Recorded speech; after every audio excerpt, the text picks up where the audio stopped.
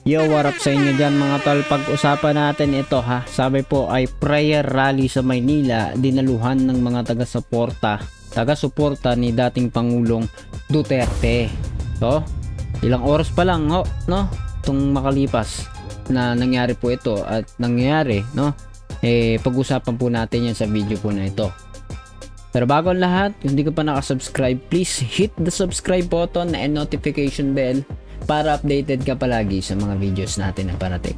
Tara, umpisahan na natin to.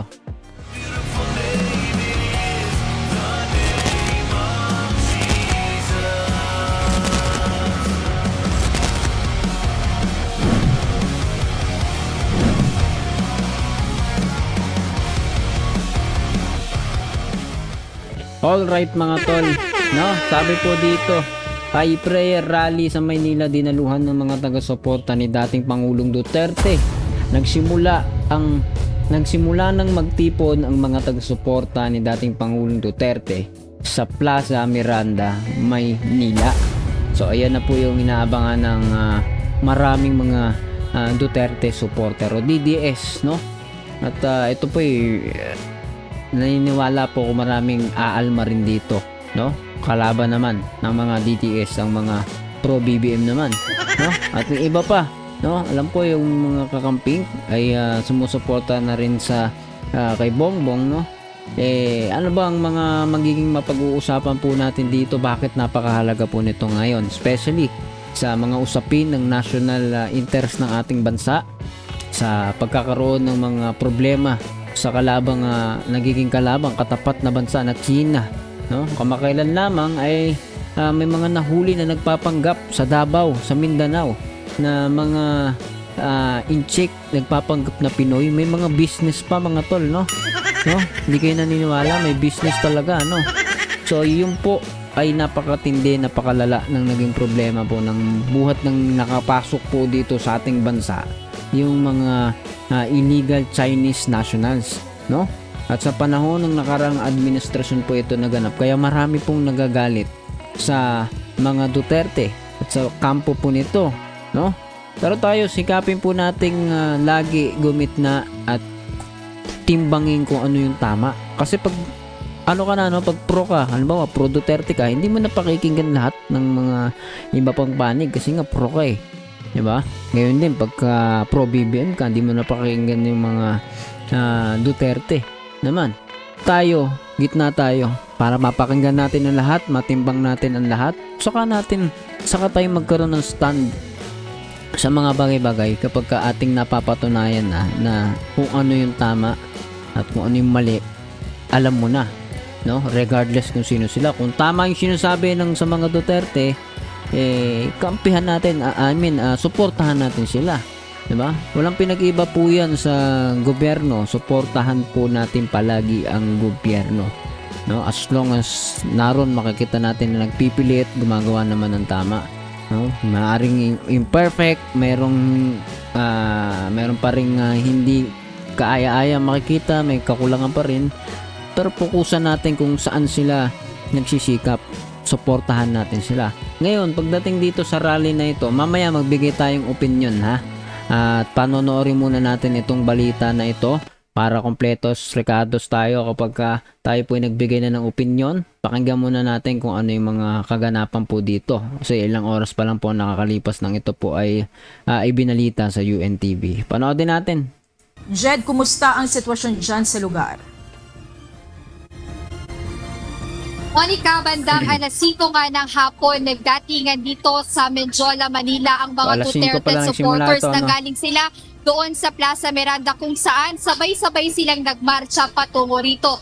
Ngayon, kasalukuyan yung isinasagawang programa ng mga Duterte supporter kasabay o kaugnay ng pagdiriwang ng ika-80 kaarawan ni dating Pangulong Rodrigo Duterte. At makikita natin dito sa aking kanan na nakabarikada yung mga pulis para hindi makapasok yung mga Duterte supporters doon sa Menjola Arc.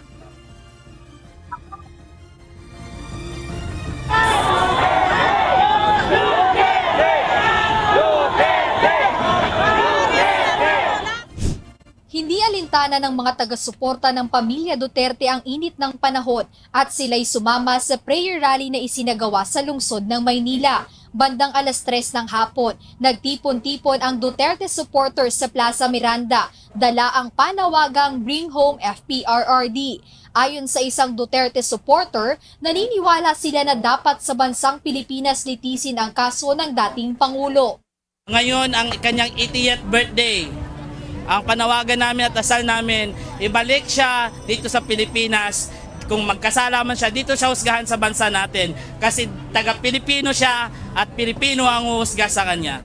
Dagdag pa niya na for humanitarian reasons ay hindi na sana ito nangyari kay dating Pangulong Duterte dahil 80 taon na rin ito ngayon. Parehong pananaw rin ang ibinahagi ng isa pang taga-suporta ng pamilya Duterte. Nagagalit po kami sa pamahalaan ngayon na pwede namang gawin dito. Hindi naman pwede nang dalhin sa ibang bansa.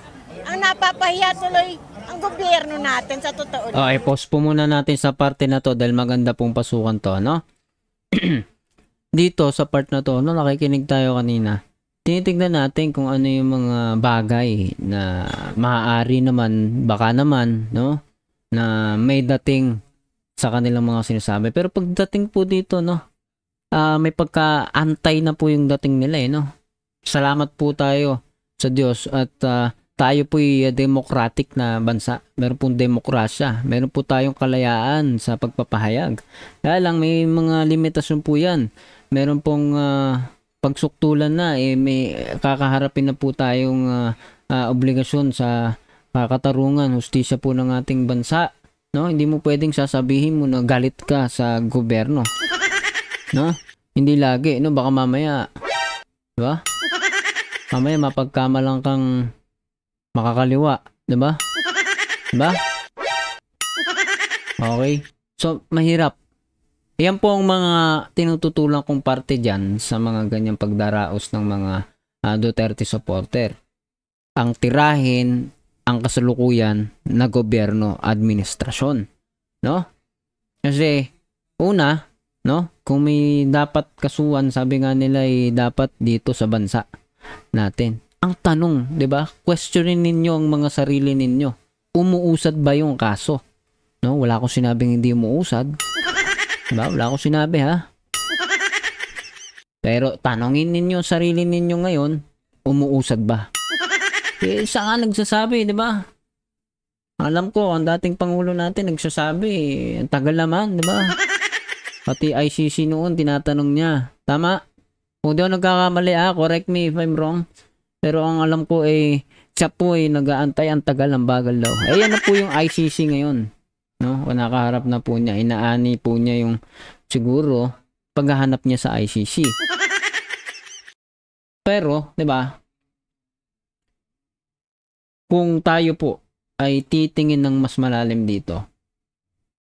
Sabi nga ng iba kung hindi lamang binanatan ng binanatan si Bongbong, baka pa pinigilan pa no? Pero ngayon hinayaan, inalaw. At meron pong mga grounds, meron pong mga basic, mga makikita tayo na naturalmente na tignan bilang isang makatarungan na bagay na pagbasihan ng pagdampot, pag-aresto kay Duterte. Diba? Lagi natin binabanggit simula nung mangyari yan, yung dinampot, pagkakadampot sa kanya, yun po ay pakikitungo natin sa Interpol, which is part pa rin tayo ng Pilipinas. Maybe, di ba, sa mga nakalipos na panahon, hindi tayo naging part na ng ICC dahil umalis na nga daw, nag-withdraw na nga daw ang Pilipinas. Which is something fishy before. Bakit ka magli-leave? Wala namang problema, di ba? Medyo nakakapanabayan noon na magiging problema yan sa hinaharap.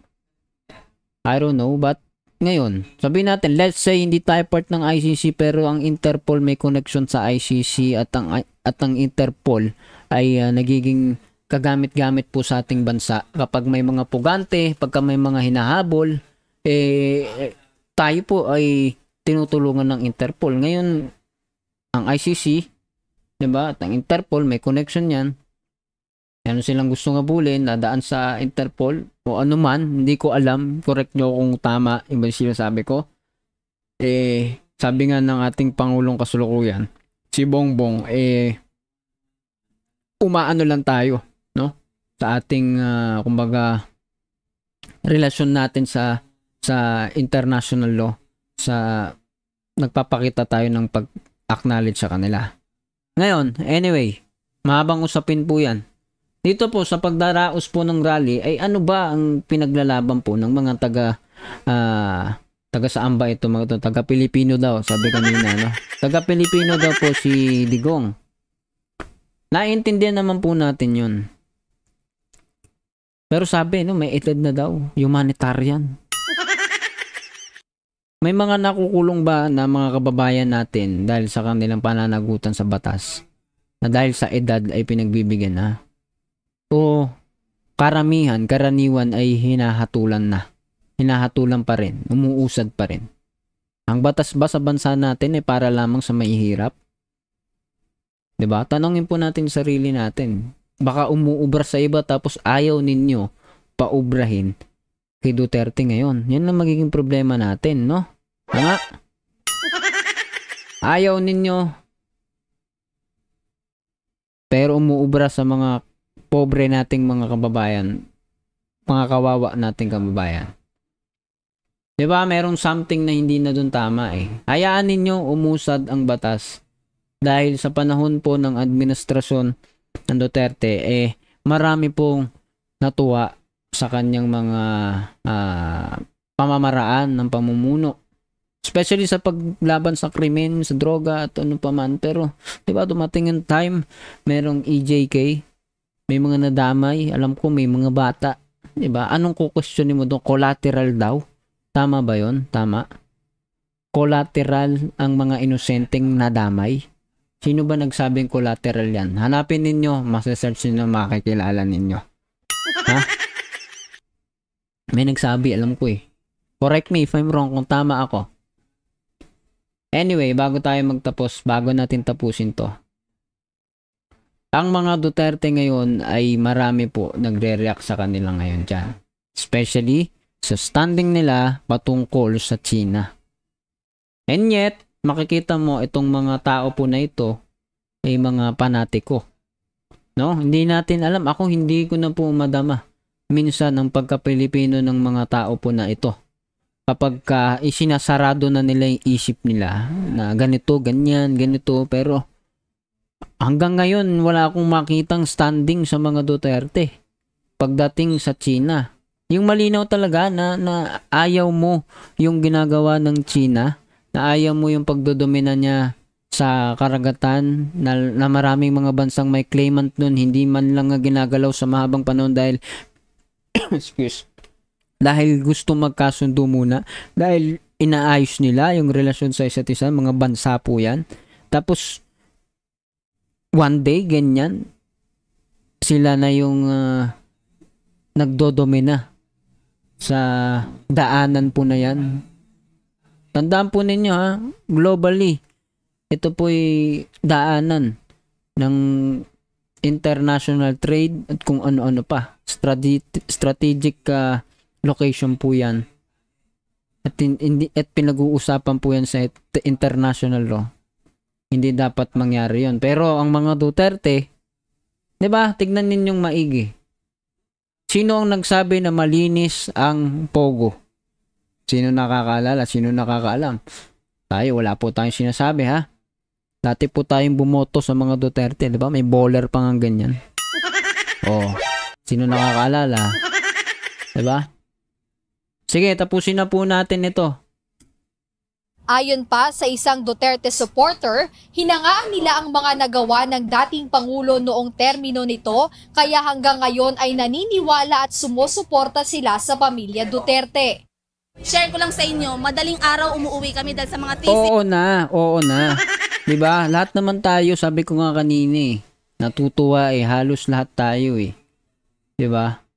Pero sa mga bandang dulo, papain nyo naman. Ngayon, ano ba? Ano bang standing niya ngayon? 'Di ba? Questionable ang pagkakaroon niya ng pananalita na pagsuporta sa China. 'Di ba? Yun yung mabigat dun eh. Kung Pilipino ka, kung taga dito ka talaga, mauunawaan mong madali yun. 'Di ba? Play natin, patuloy. and everything. Pero naglalakad kami ng safe. Hindi kami takot sa daan. Walang mga adik, walang naninigarilyo sa daan na tinatapon lang yung mga yosi. Walang mga bagay na alam niyo, nakaka-trigger ng anxiety namin ng mga taga Davao. Kasi si Mayor Duterte o si President Rodrigo Roa Duterte ang napaka magaling na presidente. Oh, sige. Kaya mo yan. Si ate halos mabulol na. Okay, hindi naman natin siya inatulan, no? Baka mamaya kasi hindi pa bukas yung kaisipan ng marami, especially pag DDS, no? Sarado pa yung isipan patungkol sa mas malalim na mga usapin. Sabihin na natin, no, maraming natakot kay Duterte sa mga krimen, no? Mga kriminal, mga durugista. Pero after that, ano ba ang nangyari, no? No? Pagbabasura sa karapatan, no? Sabi, papel lang yan. Oh, hindi na nakakaalala nung part na yan, ha? Papel lang, papel. Sige, tuloy po natin. Yung po kasi yung mabigat talaga doon na hindi madama ng marami. Sa buong mundo. Samantala, tiniyak naman ng Manila Police District na handa at sapat ang bilang ng kanilang mga tauhang nakabantay sa nasabing lugar. Ayon kay Police Major Philip Ines, sapat ang bilang na kanilang ipadadala para magbantay at maglatag ng seguridad sa lugar. Handang-handa yung pamunuan ng Manila Police District yan kung saan marami tayong police na ilalatag natin dito sa mga places of convergence, hindi lamang dun sa lugar kung saan magkakaroon ng pagpupulong itong mga kababayan natin, kung hindi dun pa sa ibang lugar na tinatawag natin mga convergence area. Biyernes at rush hour pa at buwibigat na nga yung daloy ng mga sasakyan dito sa Menjola dahil sinakop na ng mga Duterte supporters yung halos kalahati ng kalsada sa Menjola. Kaya yung mga sasakyan na nagagaling sa Recto at sa Ligarda, naiipit sila pagdating nila dito sa Menjola. Kaya hirap yung mga sasakyan na dumaan dito sa intersection ng Menjola. At panawagan naman ng mga Duterte supporters na nandito sa Menjola ay ibalik sa Pilipinas si dating Pangulong Rodrigo Duterte at sinabi rin nila na gagawin nilang mapayapa, ayaw nila ng tulo dito sa gagawin nilang prayer rally dito sa Menjola. Ayan po ang update mula rito sa Menjola. Balik sa'yo, Monica. Okay guys, so magpapaalam na tayo, no? Pero bago po ang lahat mga tol, no? Bago po tayo magpaalam sa video po na ito, bago po natin tapusin to, napakahalaga po yung pangungusap po ng bawat isa po sa atin sa isa't isa, magkaroon po ng pagpapaunawa sa isa't isa. Dahil marami po sa kababayan natin ay hindi naman talaga nila gusto yung gaya po ng nangyayari po sa ngayon. Halimbawa ito, no? Marami po dyan na dadamay lamang dahil hindi na po nila napapalawak ang isip nila doon sa maraming bagay na mapinupunto po natin kanina. Diba? Oo, marami tayong ikinatuwa before, siguro maraming tao natuwa sa mga ginawa ni Duterte. Pero titignan pa rin po natin yung dulo eh. Ano ba yung dulo? At ito po, nasa mga dulong pagkakataon po tayo ngayon. No? Hindi po ito yung mga una na pagkakataong nakita po natin ang mga Duterte. Sila po yan na po sila. At hindi po natin, tayo personally, na tinitignan po ang lahat ng bagay ay nakikita ko na ang problema po sa mga Duterte ay yung pagkakaroon nila ng pagsuporta sa imbis sana ay kinukondena nila. Yun po yung China, no? Dapat maging tayo lahat ay makalakad sa katwiran na ang suportahan po natin ay yung katwiran, especially yung katwiran po ng Diyos, regardless kung sino yung nagsasalita. Basta tama yung sinasabi, totoo yung sinasabi, suportahan natin. And dito sa pagkakataon po na ito, hindi po totoo na ang bansa po natin ay kahiyahiya. Hindi po totoo na ang ating gobyerno ay gumawa ng hakbang na hindi nakatutuwa. Ako po ay naniniwala na sinisikap, pinipilit ng ating gobyerno ngayon na maging maayos ang ating bansa. Diba? Especially sa mga sumisira sa mga nananakop, sa mga nagdadala ng hidwa-hidwang kaisipan sa bansa po natin. Nagkakaroon po ng pagkakabahagi. Sabi nga po, 'di ba? Ang pagkakabahagi ayan po ang wawasak po sa isang komunidad kapag hindi po tayo nagiging isa. Ngayon po, tanungin po ninyo lahat ng mga nagrarally ngayon, sila ba'y pro-China? Diyan po natin masusukat, no? Kung sila ba ay talagang tinitignan ng pangangailangan ng lahat. Kung sila ay tinitignan nila ang pangangailangan ng lahat, hindi sila kakampi sa China, kundi ibibigay nila yung kanilang pabor sa ating bansa, sa bansa ng iba, at sa iba't ibang bansa, including China, hindi China lamang. Kasi pag sinabing China lamang, pinapayagan mo na ngayon yung ginagawa ng pagdodomina, pang magmamalabis sa pinag-uusapang karagatan, no? Ikaw, no? Sa video nito, medyo napaba na po tayo. Anyway, sa comment section, alam ko marami pang maaring mabitin sa pinag-uusapan. Sa comment section po natin ituloy yan. Mag-comment lang kayo dyan. Pag-uusapan natin sa comment section. And please do not forget to hit the subscribe button and notification bell para updated ka sa mga videos natin parating. See ya ulit sa susunod na video.